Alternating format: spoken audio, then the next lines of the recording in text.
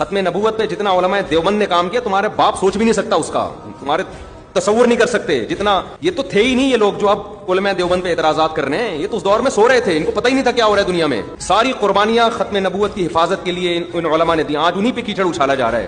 چند ٹچے بیٹھ جاتے ہیں میڈیا پہ آ کے اور ان کا کام سوائے کیڑے نکالنے کے کچھ بھی نہیں ہے. تو میں جو اصل بات کر رہا تھا نا، تو اسی طرح یاد رکھو، یہ جو آتا ہے حج میں سارے گناہ معاف ہو جاتے ہیں، اور لیلۃ القدر میں گناہ معاف ہونے کا مطلب یہ جب انسان حج پہ جاتا ہے تو اس کو توبہ کی توفیق مل جاتی ہے، پلٹ کے واپس آتا ہے. اس لیے ایسا ہو جاتا ہے جیسے آج اس کی ماں نے اس کو جنا، پلٹ کے ویسے کا ویسے ہی آیا جیسا گیا تھا. صغیرہ گناہ معاف ہوتے ہیں، پھر کبیرہ معاف نہیں ہوتے. ہاں اللہ اپنی رحمت سے کر دے تو کوئی اللہ پہ پابندی نہیں، لیکن قاعدہ ضابطہ یہ ہے کہ کبیرہ گناہ توبہ کے بغیر معاف نہیں ہوگا.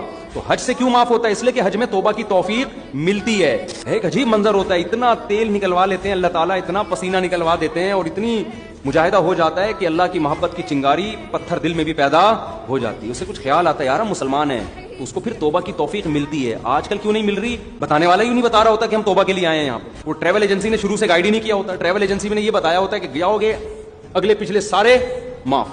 تو جو بہن کی وراثت، بعض تو بہن کی وراثت کے پیسوں سے حج کرنے جا رہے ہوتے ہیں، وہ کھا کے گئے، وہی کھا کے دوبارہ ایک اور دکان پہ قبضہ کر لیا، اگلے سال پھر معاف کرانے چلے گئے، پھر آ گئے. بھائی ایسے 1 کروڑ حج بھی کر لو گے، ایسے نہیں ہوگا حساب کتاب. حج زندگیوں کو کیا کر دیتا ہے؟